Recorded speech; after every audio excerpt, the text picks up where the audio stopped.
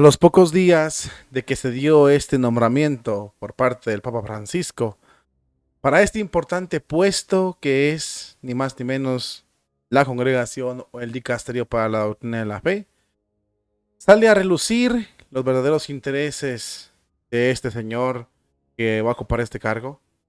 Aparte de que es el teólogo del Papa Francisco, aparte de que es un modernista declarado, se empieza a ventilar algo muy interesante.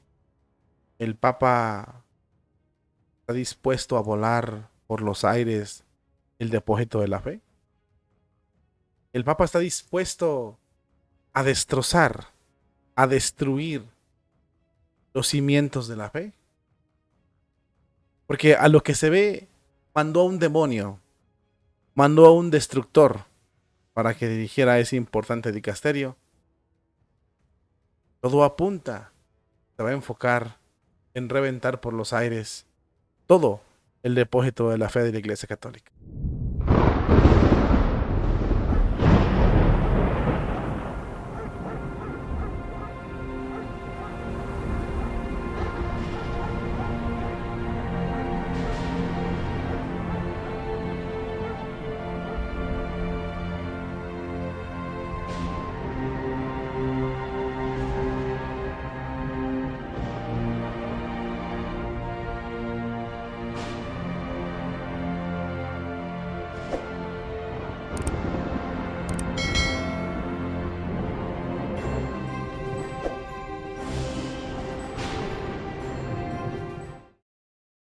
Cuando Monseñor Isidro Puente Ochoa hacía esta fuerte declaración, donde decía: por fuera parecen verdaderos pastores, verdaderos profetas, pero por dentro son el diablo, el mismo Satanás, el demonio, decía Monseñor Isidro.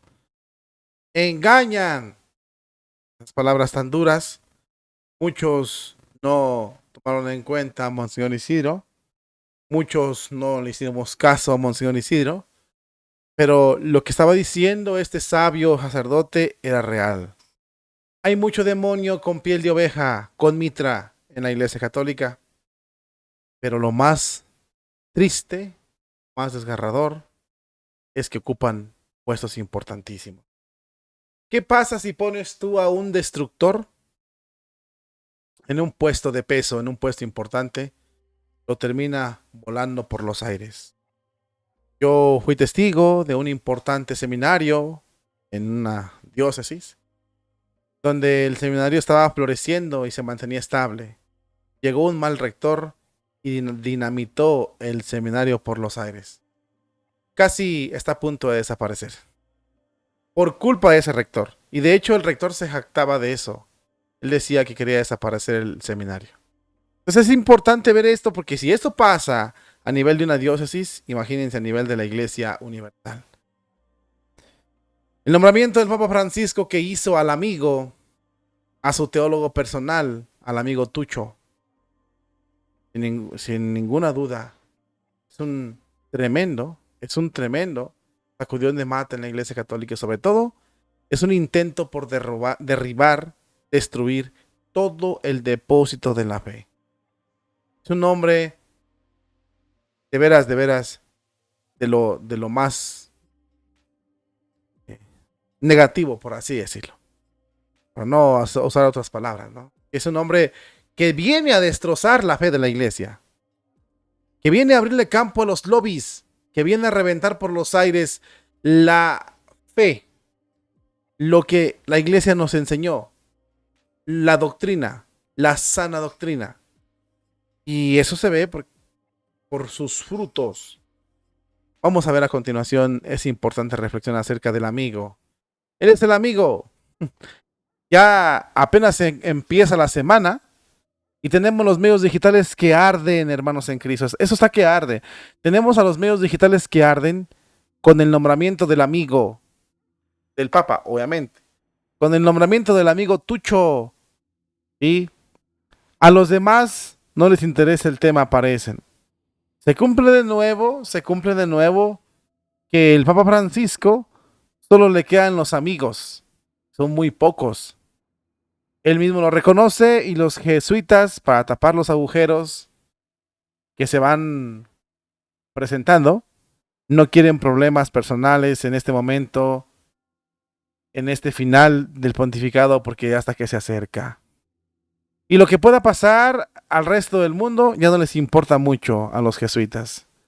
Hay importantes escritores que hacen recopilaciones de los artículos que han aparecido en redes sociales sobre ese nombramiento de este supuesto amigo del Papa, teólogo del Papa.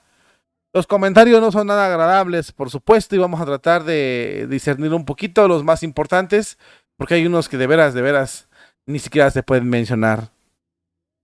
Vamos a evitar comentar ciertos puntos que no nos podemos ni decir. Lo que sí podemos decir, y para resumirles un poquito la idea de cómo va esta situación, es que tenemos que beber el cáliz amargo, todos los católicos, con los peores venenos y con las peores porquerías en la iglesia de Jesucristo. Ese es un hecho, mis queridos hermanos en Cristo. Vamos a beber el cáliz amargo. Si usted pensaba que Francisco, como así dicen muchos, ¿verdad?, era el final, lo último, era lo más... No, apenas empieza esto. Abróchese bien sus cinturones porque apenas está comenzando esta situación. Este señor que viene es joven, no es grande, le falta mucho para cumplir su tiempo, a menos de que venga otro papa y lo destituya. Lo cierto es que, como es joven, le quedan muchos años para destruir la fe de la Iglesia Católica. Y esto es importante. Por eso le estoy diciendo que vamos a beber los frutos amargos, el cáliz amargo, y con toda la suciedad, con toda la denigración que se puede vivir en la Iglesia Católica, lo vamos a vivir en cuanto a la fe.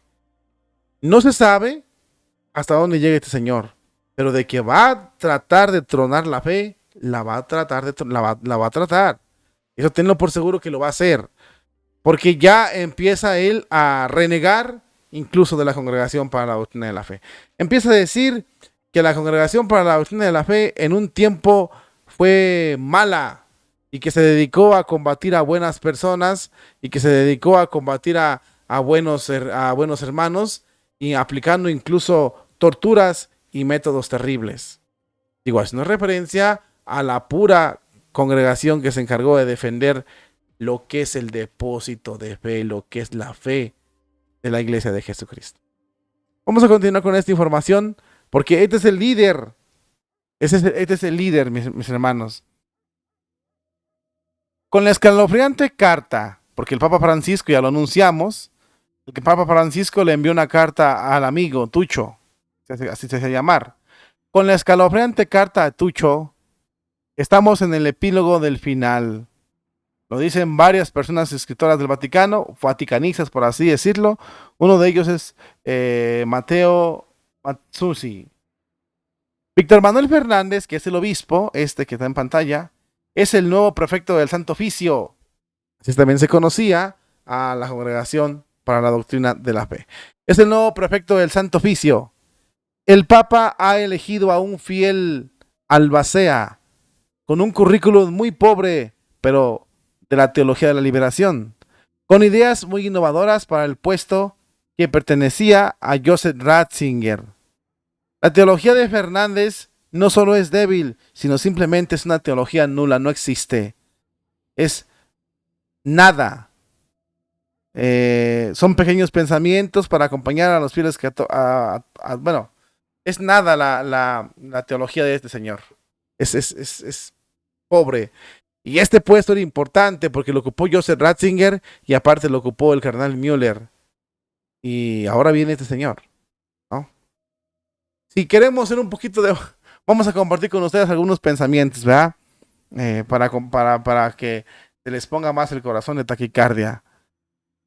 En la prensa, en los medios de comunicación, este amigo del Papa fue descrito como el asesor teólogo del Papa Francisco y se recomendó que fuera llamado al Santo Oficio tan pronto como cesara o le quitaran el puesto al cardenal Müller en 2017, el que está aquí en pantalla, se los voy a mostrar.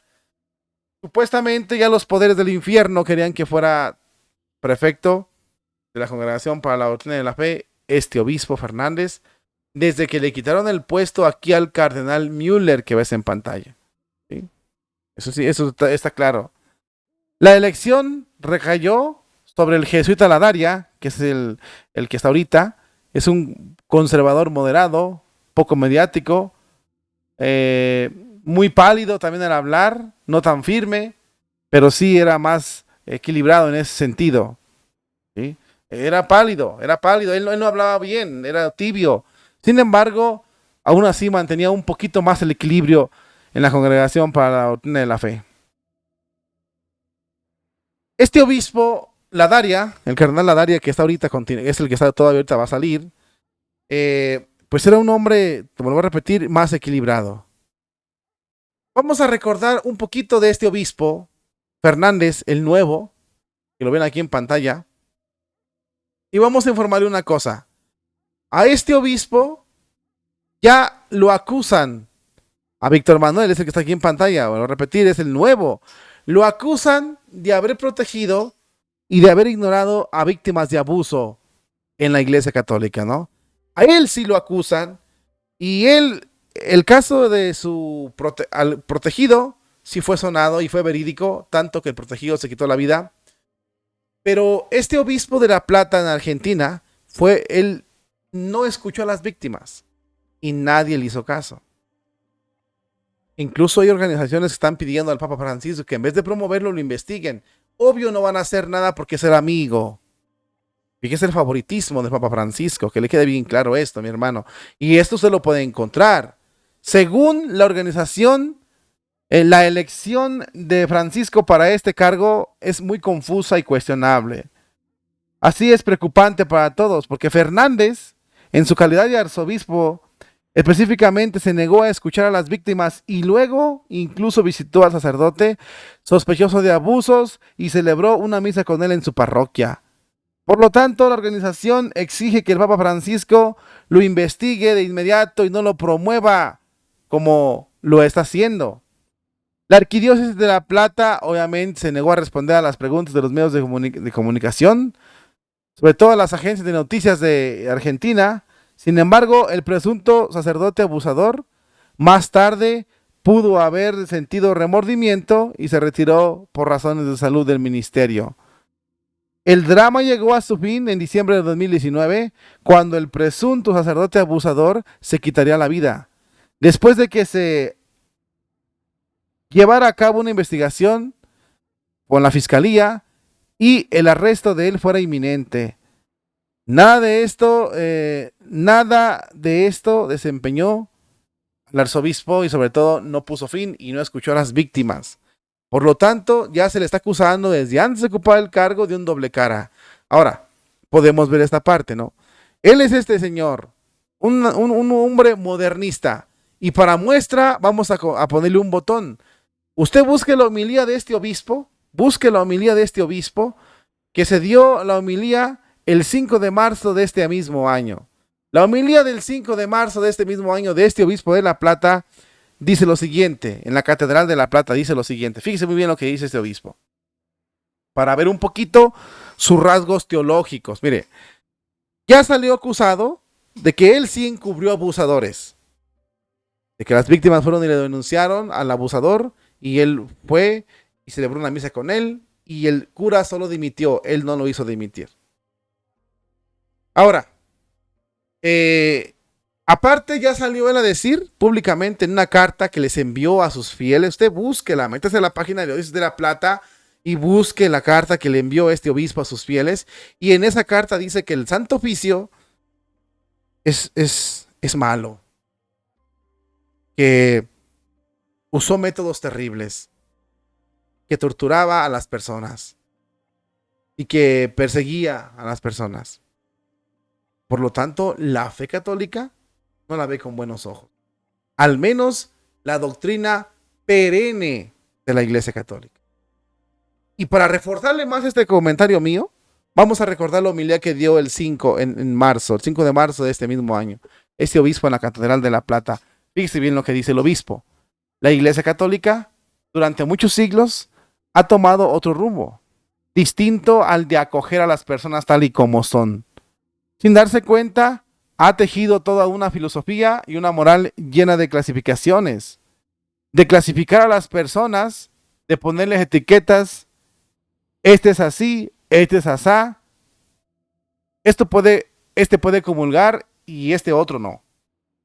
Este puede ser perdonado y este otro no. Este pasado de la iglesia fue terrible, pero gracias a Dios, el Papa Francisco nos ha liberado de este yugo, de este patrón. Lo previsible es una primera fase que presagia las disoluciones de la doctrina y la redacción de controles y la des desgradación de del propio departamento de la Congregación para la Doctrina de la Fe. Según este obispo, en su homilía que dio el 5 de marzo del 2023, dice que la iglesia sigue rumbos diferentes, errados, malos, y no acoge. Si usted se fija un poquito en los escritos de este obispo, lo que está haciendo este obispo es eliminando el pecado. Y déjeme decir una cosa, aquí no tiene nada que ver que si usted peca o yo peco o no peca. Aquí lo que tiene que ver es que se reconozca el pecado, porque una cosa muy distinta, aquí es donde me confunden muchos, es que como si tú no pecaras, todo mundo pecamos. Todo mundo pecamos. El problema de este obispo y de muchos modernistas más es que quieren negar el pecado, que es otra cosa muy distinta. Es como si usted dijera, un ejemplo más práctico. La enfermedad no existe. No, no existe la enfermedad. No existe. Sería una locura si alguien viene y le dice la enfermedad no existe. La enfermedad es mala, por supuesto, pero todos nos enfermamos. Claro que todos nos enfermamos, pero la enfermedad es mala. Y si alguien viene a decirle, la enfermedad no existe, la enfermedad no es mala. Hablando físicamente, corporalmente, porque en el espíritu es otra cuestión de forma de ver la enfermedad. Pero hablando así, es mala la enfermedad. Y por eso la atacamos. Bueno, pues lo mismo es el pecado, mi querido hermano en Cristo. Es lo mismo el pecado. Lo mismo. Entonces, este señor se está enfocando en negar el pecado. Y eso es lo terrible. Igual que estos modernistas más. Esto lo dice en su homilía él. El Papa Francisco nos quitó en el yugo, etiquetas, no acoger, no incluir. Si tú para acoger a una persona en la iglesia católica le vas a confirmar su pecado, estás jodido. Porque si yo peco 1000 veces, lo correcto es que me confiese 1200. Pero si yo peco 1000 veces, no me confieso ninguna. Entonces sí estoy jodido. La misericordia de Dios es muy grande, mis hermanos en Cristo, y nos quiere mucho y nos apoya mucho. Porque sabe lo débiles que somos y que estamos pecando. Perfecto está. Y la lucha sí está. Y Cristo nos levanta, pero para que sigamos luchando. Con el propósito de un día alcanzarlo, de dejar de pecar. Jamás Cristo nos levanta para decirnos, no te preocupes, sigue pecando. Eso no lo quiere Cristo. Cristo perdona al pecador siempre y cuando te arrepientas. Pero no te puede perdonar si te sientes orgulloso de tu pecado. Digo, haciendo referencia al mes del orgullo, ¿verdad? Bueno, así de esta calidad es este obispo que yo creo que va a destruir la Iglesia Católica. El departamento que usted presidirá en otros tiempos ha venido a utilizar métodos inmorales, así lo dice también él. Eran tiempos en los que, más que promover el conocimiento, se persiguieron posibles errores doctrinales. La segunda anuncia el crecimiento del relativismo doctrinal. El propósito del dicasterio será ahora aprobar todas las nuevas propuestas doctrinales promovientes, ¿de dónde creen? Del Club La Banda, de los lobbies, de los más variados retoños aprobados, a tolerar los impulsos heréticos y presentes, provocando sacrilegios y destrozando la unidad del depósito fidei o del depósito de la fe. La última batalla librada por el cardenal Hell antes de su extraña y repentina muerte fue detener el nombramiento del obispo Wilmer, un brazo bastante una broma bastante habitual, muchos meses después de todo. lo que pasó con Sancheta. Sancheta sería capaz de nombrar, bueno, el Papa les jugó una broma, bueno, se burló de todos los de la Congregación para la Doctrina de la Fe porque no nombró al alemán, pero sí nombró al amigo Tucho. La hipérbole se hizo realidad y el Tucho es el nuevo prefecto del Dicasterio para la Doctrina de la Fe, así como presidente también de la Pontificia Comisión Bíblica de la Comisión Teológica Internacional.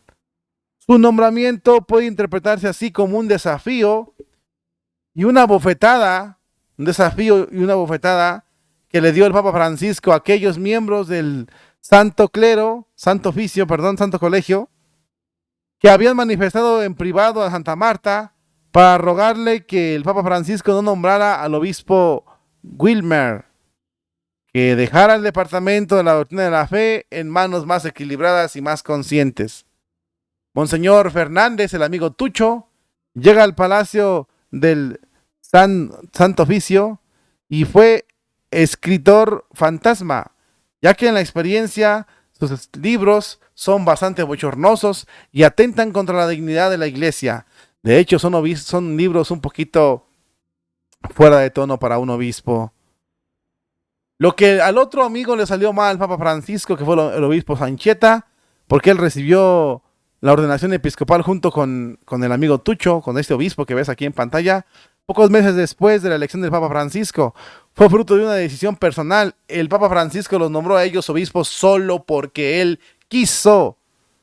Han protagonizado una de las páginas más discutibles y cuestionables del pontificado del Papa Francisco, sobre todo porque se trata de encubrir y de practicar abusos sexuales en el caso de Sancheta. Tras las acusaciones de los seminaristas, el obispo Sancheta, amigo del Papa Francisco también, va a cumplir condena de 4 años, me parece, ¿no? El Papa Francisco es consciente de que es complicado la digestión, y en medio de esto, de esos malestares, y al comienzo de sus vacaciones, va a dejar lugar para que se instale el amigo Tucho y pueda acceder a los palacios vaticanos y pueda instalarse para que cumpla su cometido.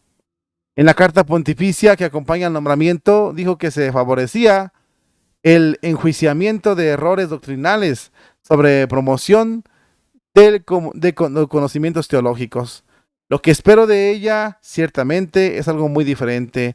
Os pido como prefecto que dedique más diferentemente vuestro compromiso personal a la finalidad principal del dicasterio, que es mantener la fe, desconocido fuera de la Argentina, salvo por su... Bueno, el obispo, ¿verdad? No es conocido en ningún lado, salvo por el Papa Francisco, desde hace décadas. El autor de la exhortación apostólica Evangelium Gaudium es el obispo, participó también en la redacción de Amor Laetitia y el polémico nombramiento episcopal con consultas previas dadas sobre la ortodoxia. Bueno, aquí habla de sus libros, ¿no?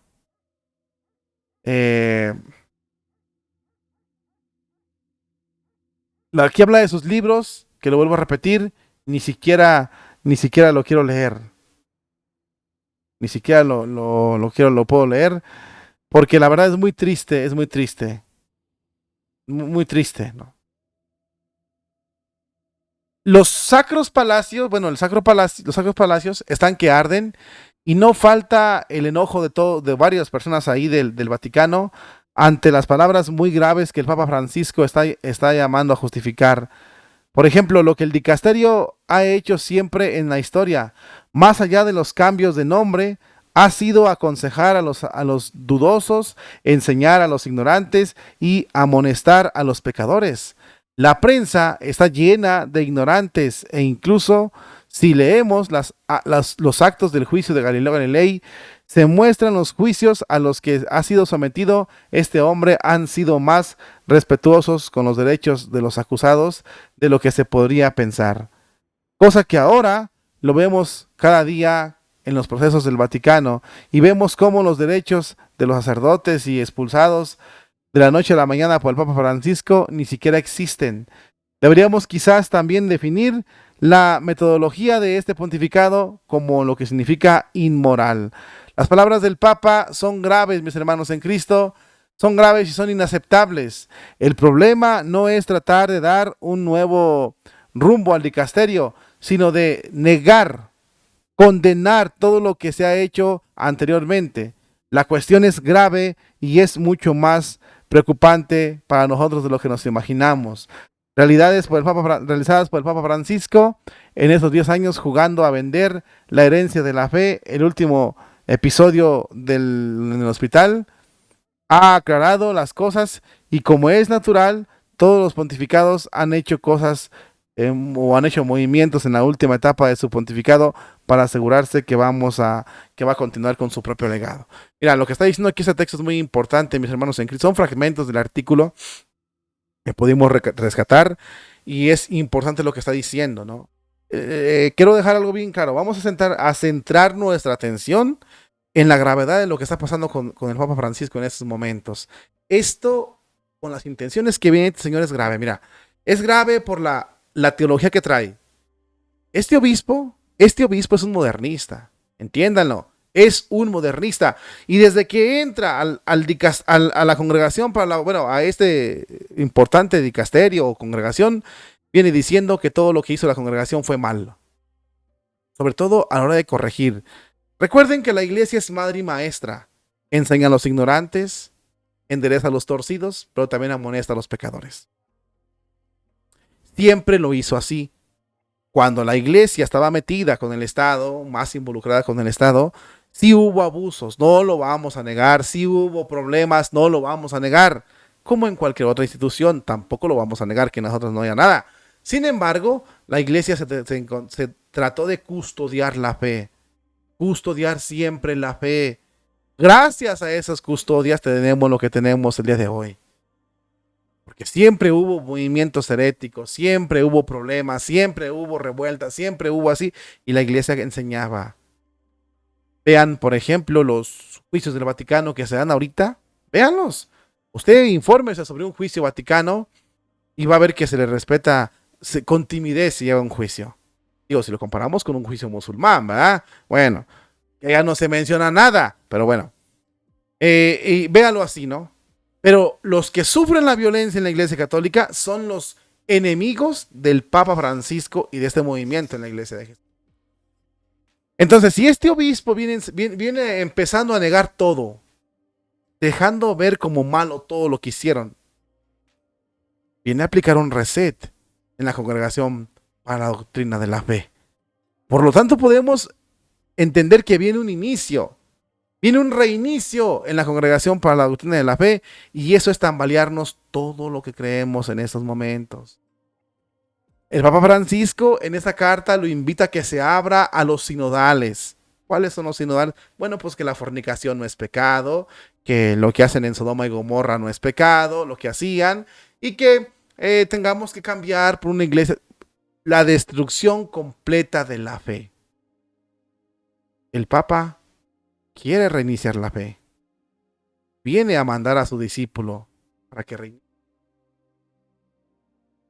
Grandes o gran cantidad de pensamientos son del Papa, son aconsejados por el Señor. Ahora la teología de la liberación que Benedicto tanto combatió está en el Vaticano enraizada. Y es la que dirige la Iglesia Católica en estos tiempos. O pretende dirigirla desde las altas esferas. Por eso la pregunta es esta. El Papa no quiere custodiar la fe. El Papa quiere reventar la fe. Derribar la fe.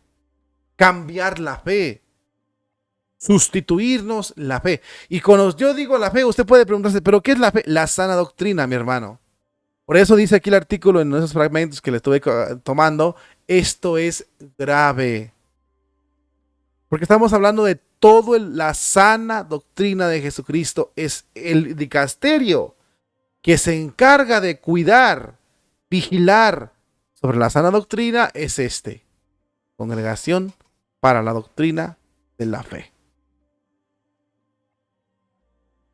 Y si este dicasterio se tambalea, Se va a tambalear toda la iglesia. Y con este señor que traen al frente, obvio que se va a tambalear. Obvio. Va a haber muchos problemas aquí. Va a haber mucho desafío. Y la iglesia va a salir perjudicada terriblemente. Prepárese, prepárese, porque vamos a tomar el cáliz amargo.